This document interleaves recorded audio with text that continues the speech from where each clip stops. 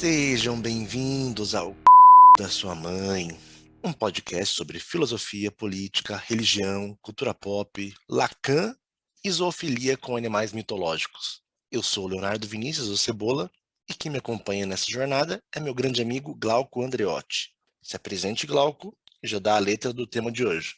Fala, Cebolitos, como é que você tá? É bacana você ter falado de Lacan, mas vamos lá. No episódio de hoje, né, nós vamos falar sobre a figura paterna e a sua lenta derrocada paradigmática. Em especial, né, ela é manifesta e percebida nas diversas apresentações da cultura pop, né? Então, a gente vê isso em seriados, filmes, quadros stand-up, né? Então você vê a figura preponderante do pai desmorona lentamente na sociedade pós-moderna. Pesado, né? Vai ser um Ah, tema pesado, né? e pior que dos caras que a gente vai falar, a maior parte deles são pesados. Literalmente, né? Pro ouvinte que não nos conhece, nós somos homens, brancos, cis, talvez héteros mais ou menos, né? Isso a gente estava falando sobre isso. Eu ainda penso muito. Sem muita convicção, né? Falta 50 centavos. É, mas o fato é isso, Glauco. O patriarca está nu.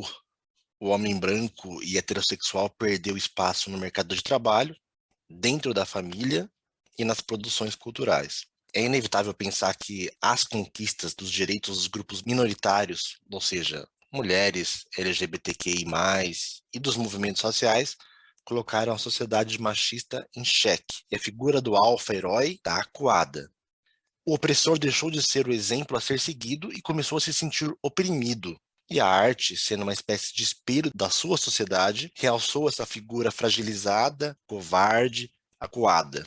Nos desenhos animados, uma série de produções tem em seu núcleo familiar personagens masculinos abobalhados, preguiçosos e nada atléticos, os pesados que a gente falou. O Homer Simpson é o exemplo mais claro, o mais evidente, e ele virou um ícone da cultura pop. Só que ela está enorme e essa figura não está só presente nas animações infantis, como o caso do Ricardo do Mundo de Gumball. Está presente também nas obras voltadas para o público adulto. Caso do Randy, do South Park, o Jerry, do Rick and Morty, o Peter, da Uma Família da Pesada. O interessante é que essas são obras de sucesso, muito sucesso e de longevidade. E mais interessante ainda, são obras que são apreciadas majoritariamente pelo público masculino. Então, eu fico na dúvida, Glauco, ao olhar na TV, o homem branco e hétero não está ligando para a própria imagem que é ridicularizada? Ou então o efeito é o contrário? Ele viu e gostou do que está vendo. O que está acontecendo? Essa aí tem muito pano para manga, viu? Nós também, como pais, é bem complicado. Mas, de fato, eu entendo que nós somos espectadores de nós mesmos, né? Então, o discurso patriarcal, ele desde que a sociedade se organizou como modelo, e isso acaba refletindo no Estado, né? Então, essa figura do pai, principalmente o pai, ela começou a entrar em xeque. Ela foi posta em xeque. Existe uma discussão em cima quando você for observar todos esses seriados que fazem muito sucesso de uma maneira interessante, né? Quem agride muito, muito, mas muito mesmo, em especial os Estados Unidos, né? Porque você tem a Peppa Pig, né? Você tem o Papai Pig, que ele também é um exemplo de um pai que ele não tem todas as atribuições, ele também é gordo, ele também é fragilizado, mas ele é um discurso britânico, é um discurso que ainda preserva ele como pilar central da família. Quando você olha, por exemplo, o Homer, ele é a falência total. Ele é tudo aquilo que eu imagino e que outras crianças imaginam que não é viável. Assim, ele é o cara que ele é a figura que você luta para nunca tornar-se parte. Mas de uma maneira irônica, é muito engraçado. Né? Ele te produz um riso muito grande porque ele exacerba as falhas e os defeitos do discurso patriarcal. E o que a gente vai entender aqui a partir dessas figuras paternas que são absolutamente derrotadas, são fragilizadas, são ridículas.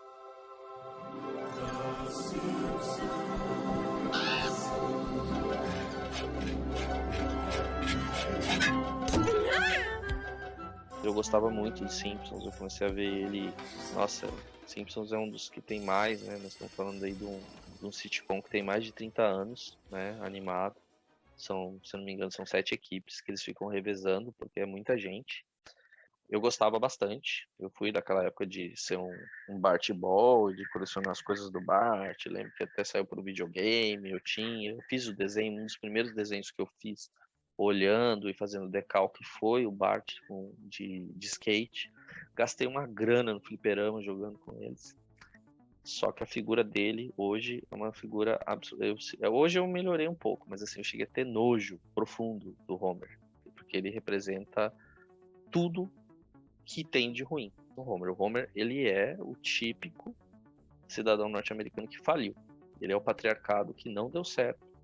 Ele é o patriarcado que não conseguiu convencer e sustentar as estruturas de poder. Ele simplesmente representa a falência de tudo isso. Em um dos episódios, né, que é Father Knows Worse, ele já começa daquela forma ridícula, fazendo toda a coisa errada, os filhos aplicando peça nele, e aí ele resolve ser o que eles chamam lá nos Estados Unidos de o pai helicóptero, que é aquele pai que fica vigiando os filhos, né? São os pais, né? As mães, né? Que ficam em cima dos filhos, fica o tempo todo em cima dele. Então, e nesse episódio em si, ele vai tentando cuidar dos filhos, ele falha miseravelmente. Inclusive ele até ele chega a sonhar com algumas figuras históricas, né, que estão na abadia de Westminster, o Chaucer, né, o Cleves Wild, né, então existe um flerte, isso que me machuca, porque assim ele tem acesso aos grandes clássicos, à cultura, e assim ele faz ele é colocado e apresentado a essas figuras antológicas, e ele é o cara que não sabe o que fazer com isso. Ele não tem substância, ele não tem profundidade o suficiente de guiar nem ele próprio, né? Ele é uma das figuras mais abomináveis para quem para quem olha o modelo patriarcal dos anos 50, por exemplo. Né, ele era muito forte, né? Imagina no pós-guerra você tendo que sustentar toda a estrutura familiar para que você sendo um bom pai, você sendo um bom patriarca, você representaria o Estado dentro da sua própria casa, né? Então quando o Homer falha, ele não falha só como pai, ele falha como Estado, ele falha como modelo econômico, ele falha como cultura, ele falha como legado, ele falha com todas as questões, né? E eu acho interessante porque esse discurso ele foi trazido para a gente porque na verdade é um discurso de denúncia, dizendo que esse é a queda do falocentrismo, é a queda do patriarcado. É interessante pensar que o Homer ele é tão decadência que o próprio George Bush, o pai, lá em 92, ele falou, né, vamos ser mais parecidos com os Waltons e menos com os Simpsons. Os Waltons era de uma série, de uma família bem tradicional americana, rural, lá dos anos 70, em que é muito mais modelo padrão americano, e ele pedia aos americanos para que não fossem mais próximos do Homer Simpson e aquele núcleo familiar. Então tem tudo a ver aí com esse discurso até ideológico. Não, exatamente. É tão cruel, né? Um detalhe desse episódio, quando tá lá no começo, aí o Bart faz uma sacanagem com ele, dá fluido de isqueiro, ele queima as papilas gustativas, ficam super sensíveis, e ele acaba trabalhando na lanchonete, né? Na lanchonete lá da escola, o Bart fica super constrangido com isso, né? E aí tem uma das mães, né? Essas mães helicópteros, né? Que a gente pode chamar que são as Karens, né? Que são a geração X, né? Geração XY, que basicamente são mulheres muito ignorantes super protegem os filhos, né? Ela, em determinado momento, diz que o Bart é muito burro, né? Ele é muito limitado e que a Lisa é uma pária social. E ele, né? Ele quer se tornar um pai helicóptero, né? Para cuidar dele. E aí, por aí, as coisas só vão piorando. Assim, quando ele tenta ajudar e ele só é incomodado, não porque ele olha para o filho dele, é porque alguém fala sobre o filho dele. Ele mesmo ele não tem a competência de olhar e identificar, de fazer uma leitura do que acontece na família dele. Ele vive a vida dele pelo princípio básico de prazer. Basicamente a cerveja, a comida. Você pode ver que nem sexualmente ele é ativo. Né? Ele já é aquele típico homem de meia idade que também, assim, sexualmente já faliu a história dele, porque já tem os 2 filhos, é mais complicado, é difícil, mas assim, nem ele só vive nesse princípio de prazer. E aí, nesse princípio de prazer, ele não consegue ir além do próprio umbigo dele, daquela própria história. Não consegue. Eu sou a Peppa. Peppa Pig. Lá estão eles! Os óculos do papai. Ah, papai, estava sentado em cima deles o tempo todo. Papai bobinho. Teve alguns países que proibiram Peppa Pig. Proibiram, porque ela fala assim, papai levado, né? Que na tradução era naughty papa. Eu não gosto, assim, que seria papai levado, papai safado, né? E ela ridiculariza muito, ela fala da barriga, ela fala das coisas. No Peppa Pig, em alguns países mais tradicionais ali do leste europeu, ele foi proibido. Foi proibido. Eu fico até um pouco dividido em relação a Peppa Pig, porque há elementos ali da figura paterna bem fragilizada, mas ao mesmo tempo existe um pouco de equidade nas figuras paterna e materna. Tem um episódio específico em que está a mamãe Pig, trabalhando, fazendo um home office no computador, e ao mesmo tempo mostra o papai Pig fazendo o jantar. Então mostra ali uma divisão de tarefas de uma forma em que há uma normalização, não existe uma ridicularização, nem uma fragilidade. Mas há assim, os conservadores britânicos até falam que Peppa Pig é um desenho feminista, tal. Eu acho meio torcer bem a barra do feminismo.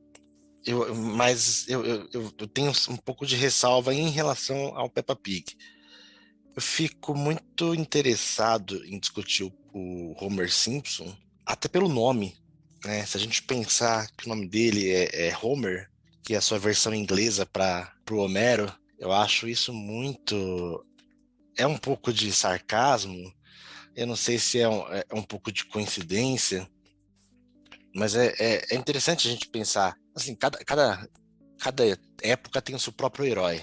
E se a gente pensar que o Homero, quando escreveu ali as suas narrativas, trazia ali na cultura greco-romana, a gente vai pensar nos nomes clássicos, né? Teseu, Hércules, Ulisses, Aquiles, sempre heróis muito grandiosos, másculos, os reis. E aí a gente pensa que o cara que dá nome a isso hoje é o personagem mais fragilizado em relação à figura masculina. Isso me provoca muito riso. Tem um psicanalista, é o Sócrates Nolasco. Ele tem um livro chamado De Tarzan a Homer Simpson, de Tarzan a Homer, em que ele faz essa análise da figura masculina dentro da cultura pop. Tem também um Café Filosófico em que ele fala sobre isso.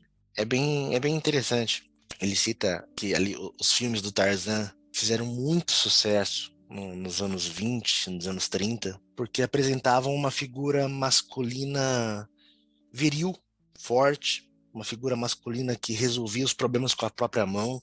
E aí a gente tem que pensar que quem era a sociedade americana dos anos 20, 30, né? Uma sociedade que saiu ali da Primeira Guerra Mundial, mas acho que o mais importante, que saiu de uma recessão econômica, né? Temos ali a quebra da Bolsa de 29, então é um exército de desempregados, um exército de homens sem poder, já que dinheiro é poder, e o Tarzan, sendo um homem branco, a literatura vem de muito antes, mas chegando aos cinemas, um homem branco que é o herói, que é másculo, que é forte, que dá o seu grito animalesco.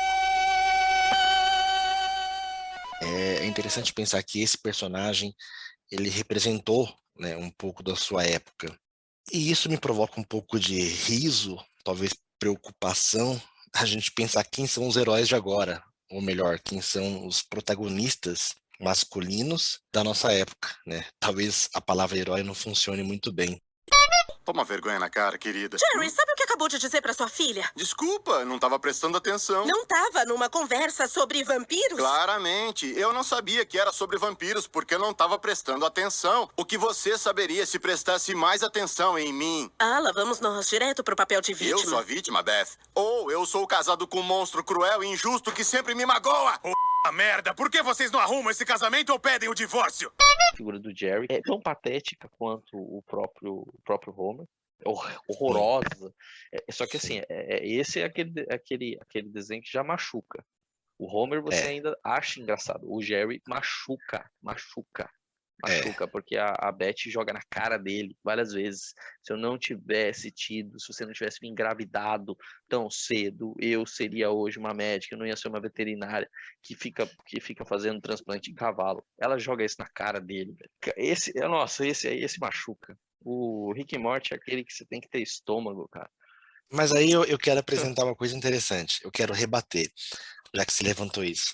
Tem um episódio que eu acho genial e combina com isso que você falou, porque existe ali uma hierarquia entre a Beth e o Jerry, seja na parte profissional, seja na parte intelectual. Ao mesmo tempo, eles têm uma relação de dependência e amor muito interessante. Tem um episódio em que eles estão para se separar e o Rick leva eles para uma terapia de casal alienígena. Ele leva eles para outro planeta e eles vão participar de uma terapia de casal em que várias espécies de planetas também participam. E lá, nessa terapia, existe uma tecnologia que transfigura, que materializa a visão que você tem do seu parceiro. Então, vai aparecer ali, eles vão criar o que você enxerga do seu parceiro, aparece ali.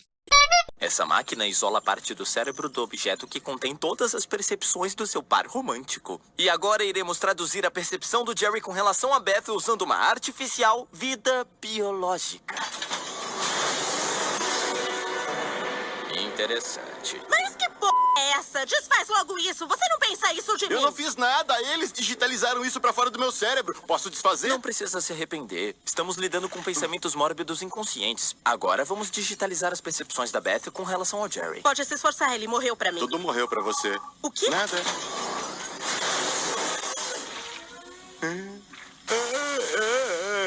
Sempre chora, otário. Alguém tá vendo o que eu quero dizer? Eu acho que todos estamos percebendo isso. Como a Beth enxerga o Jerry, é uma lesma com uma bundinha enorme, assim, que fica oferecendo a bundinha para todo. Sempre que sente medo, oferece a bundinha. E a versão material do Jerry, para a forma como ele enxerga a parceira, é um predador, né? É uma figura feminina do predador. E é muito interessante porque um fica ofendido com o outro, né? Porque como é que assim você me enxerga como um monstro e o outro lado, como assim você me enxerga como um ser ignóbil e que fica oferecendo o rabo? E aí, durante a história, aquelas figuras materializadas se unem e trabalham juntas. E aí, inclusive, o terapeuta fala: vocês são dois loucos, as figuras de vocês são codependentes, vocês trabalham juntos. E aí tem uma cena que eu acho muito engraçada, que o Jerry encontra sua própria figura materializada. Então o Jerry encontra a sua versão lesma com a bundinha. Peraí, sério? Você é como a Beth me vê? Ai, meu Deus. Ai, não! Vira esse negócio pra lá! Como a Beth pode pensar assim de mim? Aquela monstra, vaca julgadora! Eu não vou aceitar isso. E quando essa figura fica com medo, fica oferecendo a bundinha pra ele. E ele fala, não, pelo amor de Deus, que coisa horrível. Eu acho incrível essa cena. Eles batem doído, né? Esse Nossa, bate dói doído. demais. Dói Bate demais. doído. De todos, acho que de todos que a gente falou, esse vai ser o mais icônico, a figura. Está com medinho de pegar essa gripezinha chinesa? É um maricas que gostaria de ficar em casa em vez de morrer sufocado? Não tem histórico de atleta nem plano de saúde pago pelo governo? Seus problemas acabaram! Chegou o Mega S Injetor 3000! Desenvolvido por cientistas patriotas, esse aparelho em forma de pistola injeta até 17 comprimidos de cloroquina no seu precioso ânus. Tratamento 100% hétero. O Mega S Injetor 3000 utiliza a pressão do gasozônio para introduzir o medicamento, sem provocar prazer ou dor. O compartimento da pistola também aceita comprimidos de ivermectina e pílulas de desinfetante. Tecnologia 100% nacional. O Mega S Injetor 3000 está disponível nas cores verde e amarela e na versão camuflagem militar. E se você comprar os 2 modelos agora, recebe de graça uma terceira pistola injetora decorada com a bandeira de Israel, ungida pelo bispo. Mega S Injetor 3000. Compre já! Eu adoro o mundo de Gumball. Eu sou um admirador, assim, a questão técnica é incrível, né? Eles misturam animação com colagem, com 3D, com pessoas fantasiadas. Eu acho muito interessante a parte técnica. O roteiro é uma delícia. E o Ricardo, o patriarca da família, é uma figura extremamente curiosa. A gente já tem que começar pensando que ele é um coelho rosa, né? E aí toda a simbologia de ele ser o fato de ele ser um coelho e ele ser rosa, já existe aí uma carga gigantesca, né? Toda a parte simbólica disso já é muito interessante. Do outro lado, a Nicole, que é a sua esposa, é uma gata azul. Então aí também já tem uma carga energética e muito grande, né, de ser um felino, caçador e tal. E ser azul, uma cor que é relacionada ao masculino, existe um padrão aí, né? Se a gente pensar as figuras masculinas de todos os desenhos que a gente vai citar ou já citou, os personagens masculinos são fragilizados e as personagens femininas são bastante centralizadas. Pensa aí comigo, o Homer é um fraco, a Marge, ela é a figura central. A própria figura feminina infantil, a Lisa, é a inteligente. O Bart não. Se a gente pensar que no Gumball, o próprio Gumball em si não é lá muito inteligente, mas a Anaís, a menininha, é superdotada, ela é a mais inteligente. É interessante a gente pensar, inclusive eu acho que eu lembro que no Café Filosófico, a Maria Rita Kell, que é curadora, também é psicanalista, ela é maravilhosa. E ela faz uma observação interessante, que esses personagens, eles são edipianos, né? Se a gente pensar no Homer, ou se a gente pensar no Ricardo, eles casam com a mãe, né? Eles casam com uma mulher que controla uma casa, que são a figura que vão controlar, que vão organizar. E eu sei que você gosta muito de falar sobre Édipo Rei e a cultura grega. Então, eu acredito que você esteja aí com a língua coçando. Manda ver aí, Glauco, sobre isso. Agora a gente vai entrar numa questão complicada, porque assim, depois que a gente conversou, eu fiquei pensando, né, e eu fiquei tentando encontrar uma resposta, né, mas então vamos entender aonde que Édipo entra nessa proposta, como que se dá isso. Então, assim, a figura paterna, ele ele tem uma função muito especial, que é o fator moralizador. Isso está tanto no Freud quanto no Lacan, que foi a abertura. Evidentemente, o Freud ele traz o falo diretamente associado ao pênis, à potência realizadora, né, ao patriarcado em si.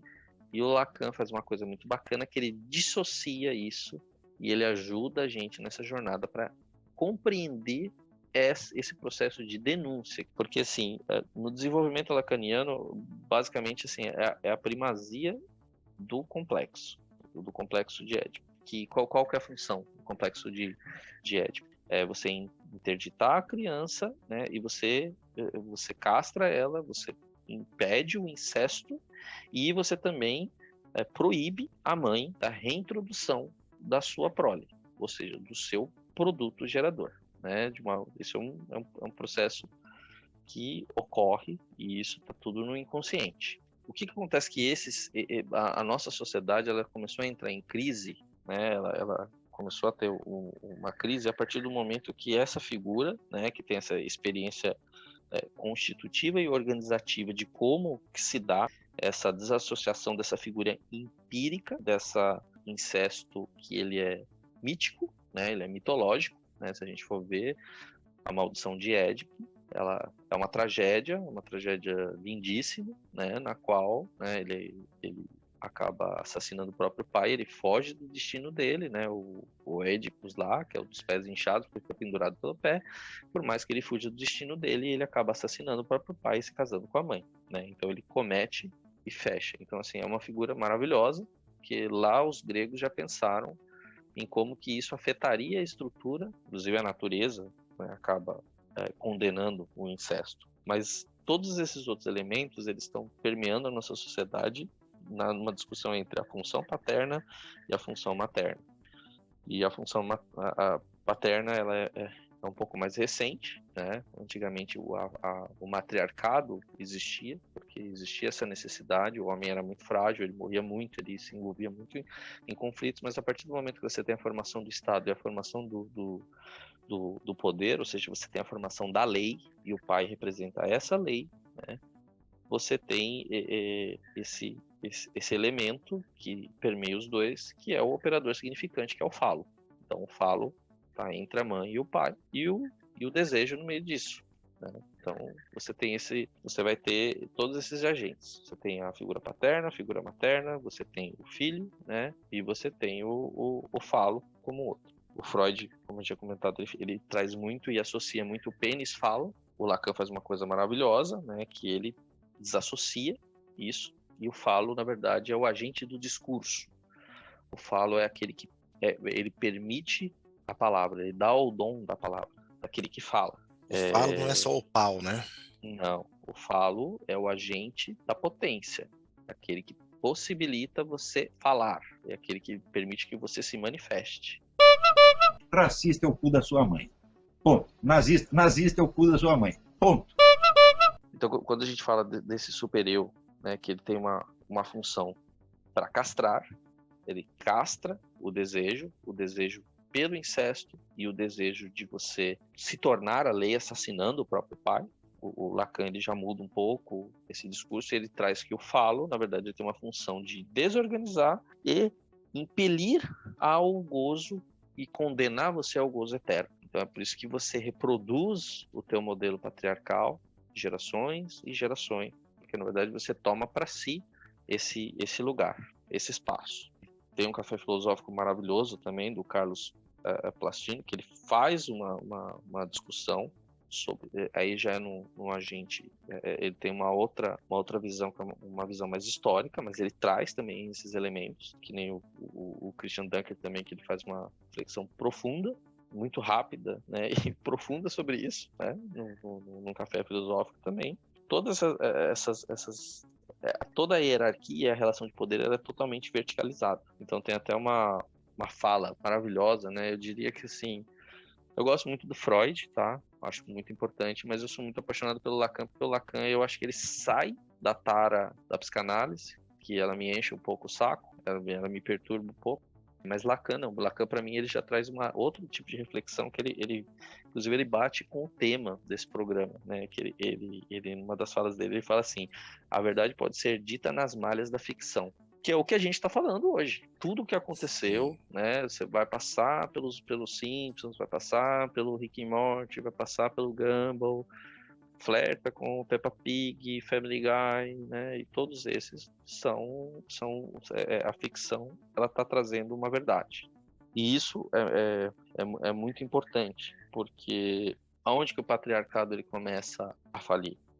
Aonde que vem a queda do falocentrismo? Qual que é a origem da falência? Que é uma reflexão que eu comecei a fazer, buscando essa resposta, né? E a Marie-Helena Buss me ajudou muito a seguir essa trajetória para encontrar uma resposta. Por que que o Homer, por que ele é tão falho? Por que que ele não é uma figura de referência? Por que que ele não é um Ivan Oé? Por que que ele não é o John Wayne? O que que aconteceu com o John Wayne? O que que aconteceu com o Charles Bronson? O que que aconteceu com todas essas figuras? Então, ela faz uma reflexão, ela ajuda a gente a fazer uma trajetória, e ela chama a atenção para o discurso do feminino. O discurso do feminino dos anos 70, finalzinho dos anos 60 e 70, era um discurso de retomar o controle sobre o corpo, controle sobre si mesma, sobre o meio de produção que era ela própria. A própria mulher era quem produzia. Então, a Marge, a Nicole, a Beth, todas essas mulheres são as detentoras. Então, assim, em algum momento elas reclamaram para si o direito do corpo, o direito de abortar, o direito de tomar pílula, o direito de controlar, né, o acordo social, de controlar como que a sociedade seria, ainda mais partindo dela. E isso se dá no laço social familiar, que ele tem uma função de hierarquizar, de reproduzir o próprio modelo, e é um modelo que sempre foi defendido, ele foi sempre alimentado, porque ele se perpetua. Então, o papel do pai, o papel de Deus, do general, do presidente, que é sempre uma figura do homem, que é o agente fálico, é aquele que toma o discurso para si. Só que, recentemente, a gente teve uma outra denúncia, que é uma denúncia que vai além da mulher. Nós temos uma denúncia também, uma denúncia do negro, você tem uma denúncia do indígena, você tem uma denúncia do gay, você tem uma denúncia de todos os outros excluídos que estão em conjunto e em uníssono com o discurso da mulher, porque não é mais um discurso da sexualidade. Ele fala assim, é uma denúncia dizendo quem é que ocupa, né, o lugar do discurso, o lugar fálico, quem é o agente do falocentrismo. Essa denúncia é a denúncia do outro. A denúncia do outro, esse outro que é o homem. O homem enquanto ser dominante. Homem branco. Homem branco. É que, na verdade, essas relações também se perpetuam. É que, assim, no modelo ocidental, ela fica, mas essa mesma posição de poder e de domínio você também encontra em tribos, em civilizações que estão isoladas, e que não necessariamente é o homem branco, porque essa é uma hierarquização de poder. Evidentemente que talvez lá o discurso que eles queiram tomar para si é o das mulheres feministas dos anos 70. Né, que é de retomar o corpo para si. Mas aí eu acho uma coisa interessante, porque assim, de fato, há dois níveis. Existe a questão racial e a questão de gênero. Então, de fato, o homem branco, heterossexual, ele está acuado. Isso é um fato. Como você citou, os anos 60 e 70 foram de grande avanço para os marginalizados, né, quem está à margem da sociedade. Então, vamos lá. Mulheres que não estão no poder, pessoas negras ou de outras etnias que não estão no poder, ou então as questões LGBTQI+. Essas pessoas ganham o direito a ter direito. E aí o homem branco acostumado a ter poder se sente acuado. O cara que era opressor se sente oprimido, mas ele não é um oprimido. Ele está apenas deixando de ter alguns privilégios. É interessante a gente pensar isso porque você principalmente, eu nunca fui um fã de Family Guy, mas eu sei que existe uma versão negra do Family Guy. Como que chama, você lembra? É o Cleveland Show, que é o amigo do... eu também vejo ele... Exato, perfeito. Tem o Cleveland Show. Ele tem ele tem também as mesmas peculiaridades, é a mesma assinatura. As mesmas, exatamente. Mas aí, porque assim, porque eu falei de homem branco e você falou que nem sempre é questão do homem branco. De fato, esse é um belo exemplo. O criador, ele criou ali uma versão negra do próprio Family Guy. O Sócrates Nolasco, ele cita dois exemplos interessantes. Duas tribos do norte da África, os Baroer e os Nuer, que eles têm um rito de passagem em que os garotos mais novos, eles precisam descobrir qual vai ser a função deles na tribo. E esses mais novos vão ter as costas arranhadas, cortadas, e esses mais novos não podem chorar, não podem soltar lágrima. E aí os mais velhos ficam observando nesse ritual. Se o garoto não chorar, ele vai ser um guerreiro que vai participar de lutas e guerras. Se ele chorar, ele tem a opção de não ser um guerreiro, mas ele vai ser um caçador. O que isso significa? Que essas duas tribos, e aí a gente vai com certeza encontrar algumas outras também semelhantes, mas essas tribos, elas oferecem uma segunda opção de masculinidade. O que ele quer dizer? Que se você não é o topo do masculino, o guerreiro, você tem uma opção de seguir para outros trabalhos que te colocam como um macho, como alguém de figura máscula. E aí ele lembra que na sociedade ocidental, na sociedade do homem branco, não existe isso. Ou você é o valente, forte, macho, corajoso, ou você não é homem, ou você é o maricas. A gente tem muito presente isso no nosso presidente. Tudo agora é pandemia. Tem que acabar com esse negócio, pô. Tem que deixar de ser um país de maricas, pô. É interessante como isso tem a ver com o falocentrismo, né? Ainda que a gente possa dizer que Lacan desvincula o pau do falo, mas é inevitável pensar que a gente, homens brancos, ainda tenhamos o pau como régua moral, como régua do que é ser homem. Certo, o que vamos fazer agora é chegar à origem de toda a sua raiva. E o que te deixa mais bravo, Chase? Maricas magrelos! Certo, Daniel é um maricas magrelo e acabou de furar a fila do banco bem na sua frente. Vai! Ei, tá pensando o quê? Que meu pinto é pequeno? Hein? Eu não tenho pênis pequeno, minha mulher acha meu pênis perfeitamente bom. Meu pênis não é pequeno, não diga isso, não é verdade, não é verdade. Já chega! Estou cansado de ouvir todo mundo falando do tamanho do pênis. Não interessa! Não interessa! Bom, todo mundo aqui tem problemas com o tamanho do pênis? Não. Não. Eu não. Não, mano, saca só meu pacote, mano. Meu pênis tem 33 centímetros. E aí eu cito isso porque tem um episódio muito interessante do South Park e você fala que talvez o Jerry do Rick and Morty seja o fim da picada, né? Seja talvez o que seja mais degradante da figura masculina moderna. Eu fico na dúvida se o Jerry ou o Randy, qual deles é o mais decadente. Tem um episódio que Cara, me faz... depois eu vou falar sobre o Randy. Eu sou muito fã dele, cara. Eu acho ele muito massa. Então, mas assim, ele é muito massa, mas ele é o fim da picada, né? Tem um episódio... Ele é um sonho, cara. Ele é um sonho. Então, o pesadelo é por conceito um sonho, né? Talvez o Randy seja um pesadelo. Tem um episódio que eu acho genial. Na escola lá dos menininhos, a escola coloca numa parede uma série de numerações, de números, e o nome dos alunos, dos respectivos alunos. Então, Stan, 2 centímetros.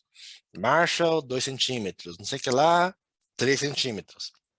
E aí, eles acabam achando que por algum motivo, porque será, que a escola está divulgando o tamanho do pinto deles. Né? Afinal, na nossa sociedade, tudo se resume a pinto, a pau. Lembra do exame físico da semana passada? A escola escreveu o tamanho do pênis de todo mundo num cartaz enorme no corredor. Não puseram? Eles puseram sim, Caio. E pra que a escola mostraria o tamanho do nosso Bilal? Eles não estão nem aí com os alunos e querem que a gente seja infeliz. Isso não faz sentido. Vão ver vocês mesmos.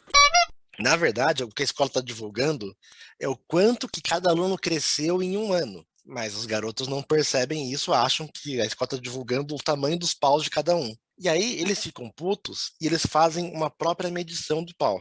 Então todos os alunos vão para o banheiro masculino e ficam medindo o pau. E essa notícia se espalha pela cidade. Até que o Butters é o picudo, né? Dos moleques lá. Ele tem um pinto ainda relativamente grande. O foda é que o Randy, o pai, acho que é o pai do Stan, né? Ele é, cara, ele é. O Randy, completamente inseguro do seu pinto, do tamanho do seu pinto, Ele vai na escola e ele se oferece para dar uma aula sobre anatomia sexual. E aí ele inventa uma matemática maluca para dizer que o pau dele não é pequeno. Certo, e às vezes o homem se preocupa se o tamanho do pênis é mesmo importante. Mas quando vocês mediram o comprimento dos seus pênis, a verdade é que isso não importa. O que importa é comprimento vezes diâmetro mais peso sobre circunferência dividido por ângulo da ponta ao quadrado, certo? Quando se fala do tamanho do pênis, não basta usar uma fita métrica. Precisamos de um compasso e de um transferidor também. Vamos ver no gráfico aqui. Me acompanhe com suas fichas de estudo. Tudo, na verdade, para que ele se convença de que o pinto dele não é pequeno. Né? Inclusive, ele cita como exemplo um suposto Randy. Ele usa o próprio nome dele para falar. Certo, então vamos passar para o exemplo da nossa ficha de estudo. Que tal você? Pode ler o primeiro exemplo para todos? Exemplo 1. Randy tem um pênis que mede 11,18 centímetros. 11,18 centímetros. Seu ângulo é de 32 graus, sua circunferência flácida é de 2 centímetros de diâmetro. Suas bolas ficam a 7 centímetros da base. 7 centímetros. Randy notou que o desvio de seu pênis é realmente de 4 centímetros à direita e que seu peso morto é de meio quilo. Ótimo, então divide por 17, vai 1, e podemos ver que o tamanho ajustado do pênis de Randy, ou seu TAP, é de 16 centímetros. Anotaram? O comprimento do Randy é de 11,18 centímetros, mas seu tamanho ajustado é de 16. Então, como nosso exemplo, Randy se compara a outros na escala TAP. Consultando de novo o gráfico de TAP, vemos que um TAP de 16 centímetros é 2 centímetros maior que a média nacional. E aí, todos os homens da cidade ficam frustrados com o tamanho do pênis, porque eles percebem que o tamanho do pinto deles é abaixo da média nacional. E aí eles ficam extremamente violentos, eles fazem uma revolução, e olha que loucura, eles invadem a FedEx, porque é a Federal Express, porque eles querem ir contra o governo. Só que a Federal Express é uma empresa privada, mas como tem o nome de Federal, para eles, na cabeça deles, tem a ver com o governo. Na dublagem, Olha o nível dos caras. Na dublagem, eles invadem as lojas americanas, porque é americano, é do governo. Eles invadem as American Airlines, eles invadem um monte de empresas, porque eles querem mexer na tabela do tamanho de pinto. E aí, eu acho muito, muito significativo esse episódio, porque mostra como tem uma relação direta entre a importância que se dá para o pinto e a violência da sociedade. O episódio acaba com a secretária de saúde alterando a tabela e classificando qualquer um que tenha um pinto acima de 3 centímetros está dentro da média nacional. E aí todos os homens ficam felizes, ficam calmos, porque eles entendem que agora o pinto deles, que é pequeno, está dentro da média nacional. E o Sócrates Nolasco, ele fala muito sobre isso também. Ele fala que a violência ela é masculina, né? Se a gente pegar todos os dados, todas as estatísticas, a violência é masculina. Seja pelo crime organizado, em que você tem que ser corajoso, tem que ser homem para você cometer um ato criminoso, seja pela violência casual, de briga de rua, de trânsito, seja pela violência doméstica, na qual o homem bate na mulher, sempre é a figura masculina tóxica, né? É sempre uma masculinidade tóxica que resulta numa sociedade mais violenta. Eu acho muito interessante como esse episódio ele resume bem o falo, o pau e a violência. Isso é fantástico. Eu vou te falar que, assim, todos que a gente citou, né, o Simpsons, o Rick and Morty, que é existencialista pra caramba, é um desenho muito bom, maravilhoso. O Gumball, o Peppa Pig. O South Park, ele tem uma licença poética para tratar essas coisas, porque, assim, os que o Trey Parker e o Matt Stone fizeram, eu acompanho esses caras há muitos anos. Inclusive eu conheci eles quando saiu o filme, né, que eles representavam o Saddam Hussein antes dele ter sido morto, né, pelo julgamento, que o Satã era a nega dele, porque ele era tão demoníaco, né? E assim, o Randy, é que assim, você vê que a figura dele foi evoluindo, é isso que é muito legal, assim, lá atrás o Randy era uma figura completamente, assim, ele ficava muito nos mínimos. O Randy é aquele típico, engraçado que o Randy não é o pai fracassado, de todos, ele não é o cara que fracassa, porque ele faz tudo o que ele quer, ele exerce o poder dele, ele é o americano que, assim, ele representa a figura do patriarcado que faliu, assim, que deu errado. Mas ele representa todos, só que ele é a exacerbação de tudo. Se você lembra, teve um episódio, esse episódio é maravilhoso. Você lembra do episódio que ele quer fumar maconha? E aí ele coloca o saco dele no micro-ondas e ele fica pulando, ele faz tipo... Eles ficam pulando no saco, né? Ele fica pulando no saco, velho. Sim. Ele tá na cozinha, o Stan passa, olha ele com o saco no micro-ondas e fala, Stan! E ele com a bola pra fora, assim. Então, assim, ele é um absurdo, cara. Ele é um total absurdo. Ele violenta todas as regras. Ele é aquele pai que não é um pai. Ele é igual a uma criança. Ele é como se ele parece um dos meninos, né? Não, mas todos são. Não, todos eles. Mas, por exemplo, o Jerry, igual você colocou, fica muito claro, até na sessão de terapia, que ele é uma figura absolutamente submissa. O Randy, ele não é. Tanto que ele treta com a Sharon. Forte, por coisas estúpidas. Esse negócio mesmo do pênis, ela fica pistola com ele, que ela fala, não acredito que você está discutindo isso. O que você está fazendo, Randy? É um absurdo. E ele vai, cara. Então, assim, ele é um dos poucos personagens desses todos que ele não é oprimido pela mulher. Ele é aquele que a identidade patriarcal dele é totalmente desvinculada de tudo. Ele não sabe para onde ele está atirando. Quando o Obama ganha e os caras tiram, né? E ele quer a reeleição, quando fez uma concorrência, acho que quem que ele fez? Foi com o McCain, que acho que ele fez a concorrência. Ele sai na rua quebrando, Obama! Gritando, ele rasga o peito. Tem um quando a internet acaba, que tipo, era só dar um reset no modem, que ele fica vendo bukkake, ele fica se masturbando, ele enche de esperma todo lugar. Assim, sim. Ele Ele é viciado em pornografia, né? Não, e ele faz tudo, ele quer comprar uma marguerita. Ele é aquele cara que ele é assim, ele vê um anúncio de qualquer coisa, ele vai. Ele é aquela figura patriarcal que ela não tem mais norte. Ele segue aquilo que a onda manda. Eu gosto muito da figura dele, porque você falou, é trágica, mas ele é aquela figura que ele não segue regra.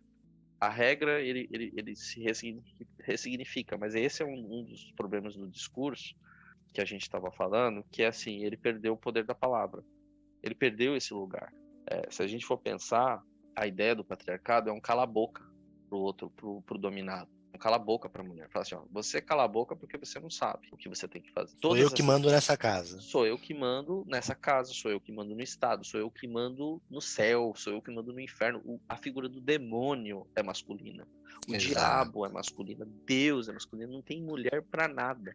É interessante pensar, né, que assim, a gente poderia seria muito fácil pensar que o demônio é uma mulher, né? Seria rasteiro, mas é tão dominante a figura masculina, né, que até o demônio é masculino. Não, e ainda mais associado ao que você falou, né? Porque se tem uma coisa que tem que ser o demônio, é violento. E quem é violento é a figura do homem. Perfeito. Ele acaba buscando esse mesmo lugar, né? Então, a denúncia que tem agora, que são esses personagens, é uma denúncia que, engraçado que nem todos os autores tiveram essa intenção. Acho que talvez do Rick e Morty e o do South Park são os caras que eles pensaram. Os outros, talvez, eu acho que é por uma questão, assim, da mensagem que o mundo inteiro está dizendo. Porque você pode pegar filmes, vamos pegar filme.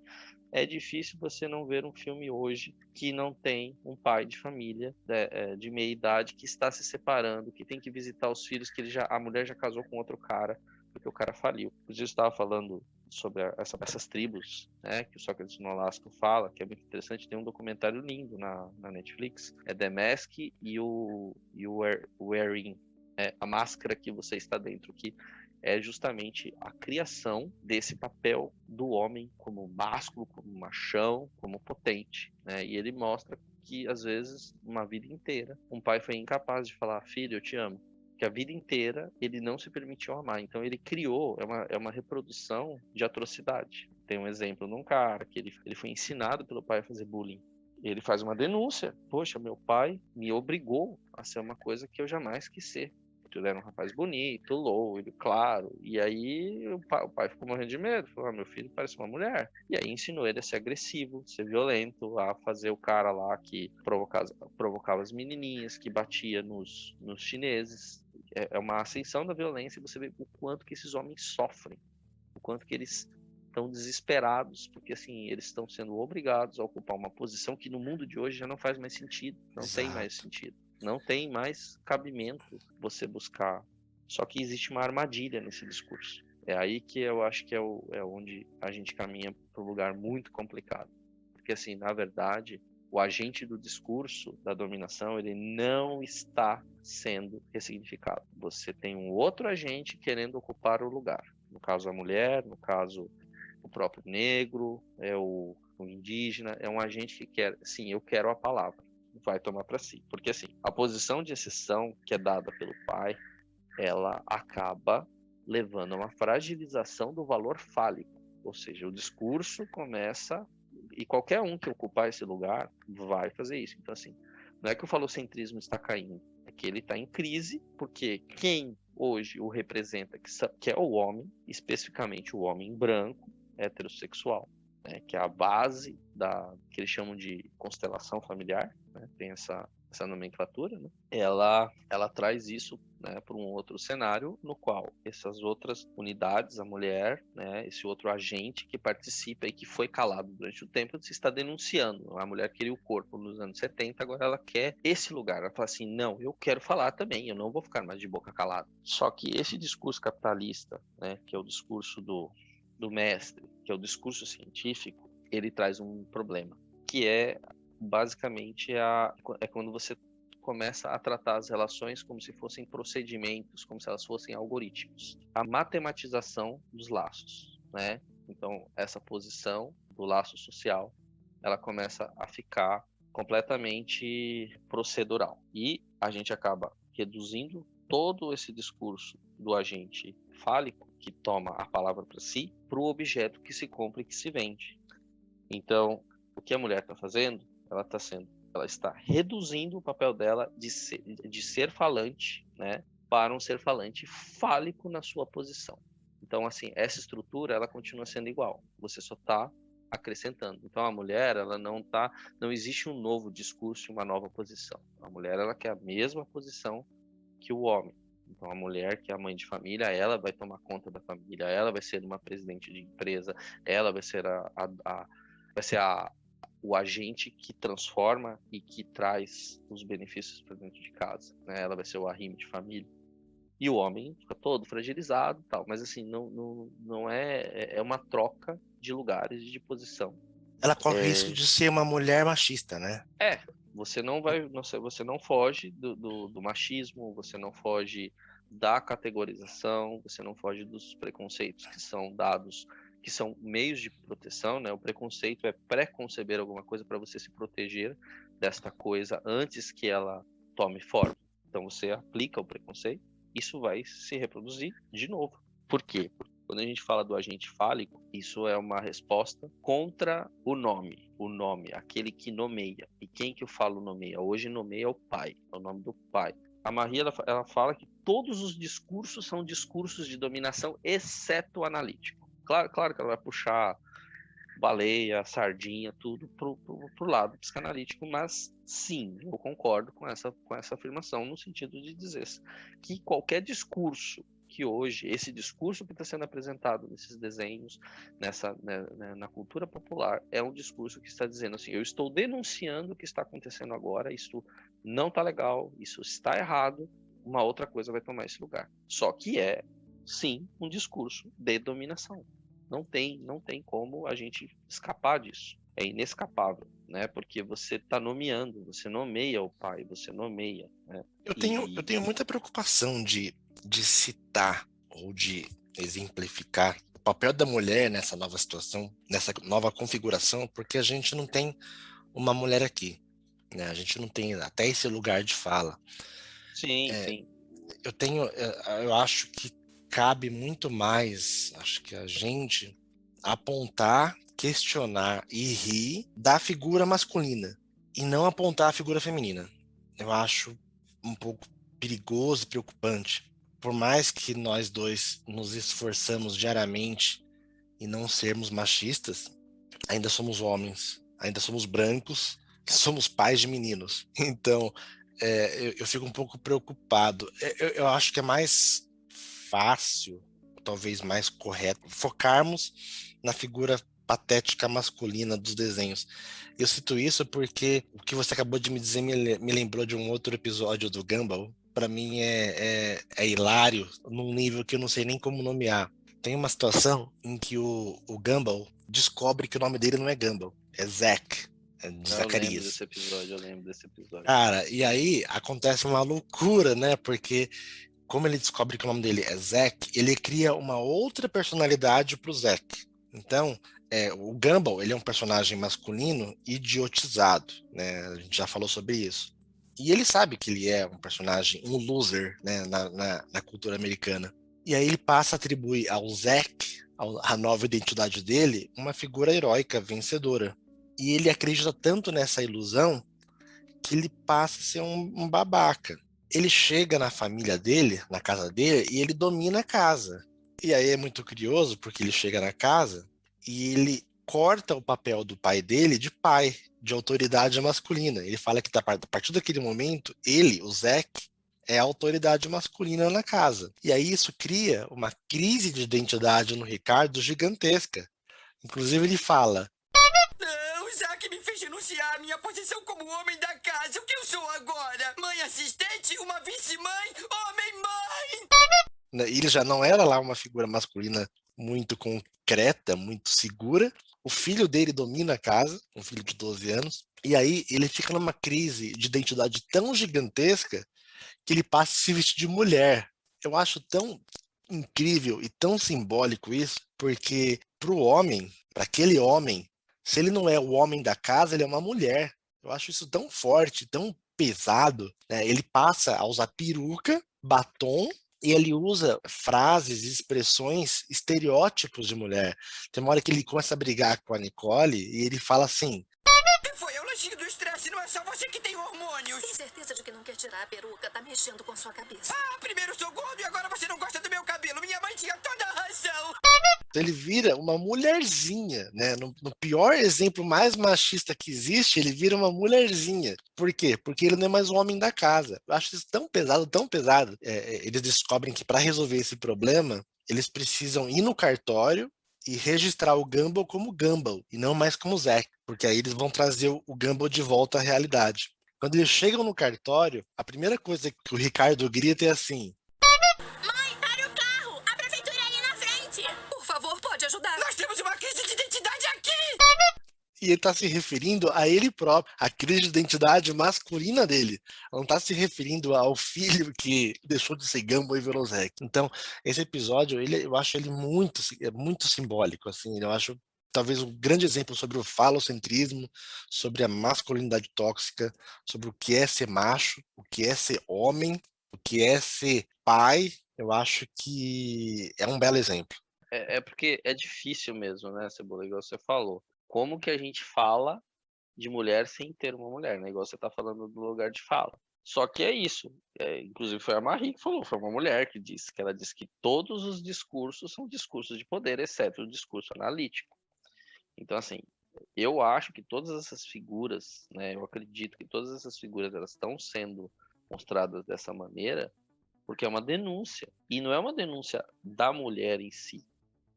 É a denúncia desse outro, né, desse outro que não é o homem que ocupa esse lugar.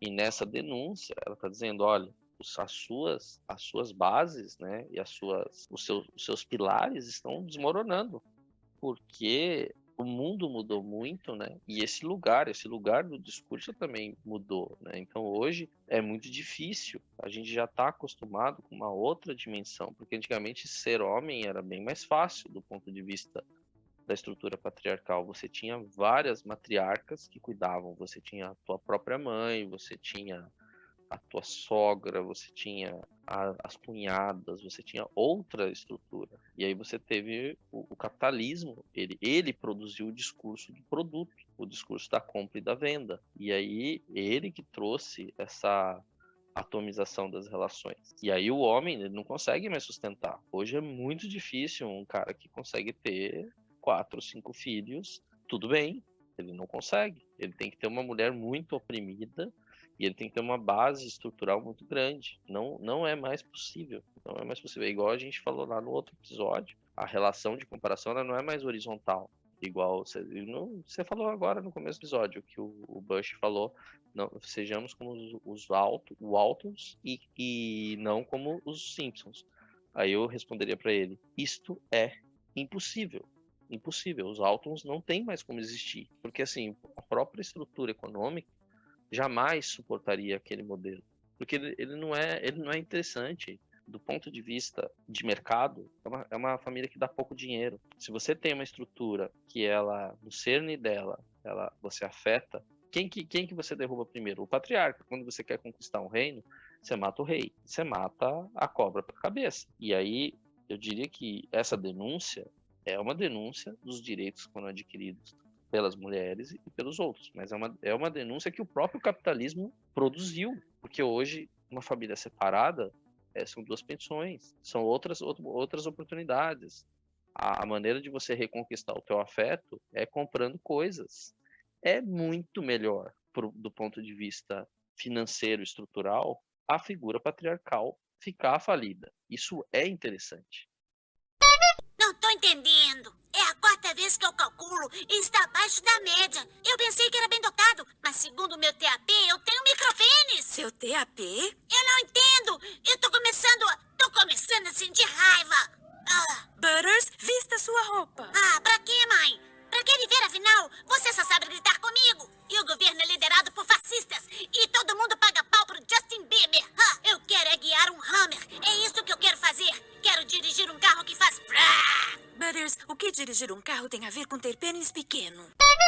E, engraçado, você se incomoda muito com a imagem do Randy, né? Eu adoro ele. Eu acho que de todos é o que eu mais gosto, né?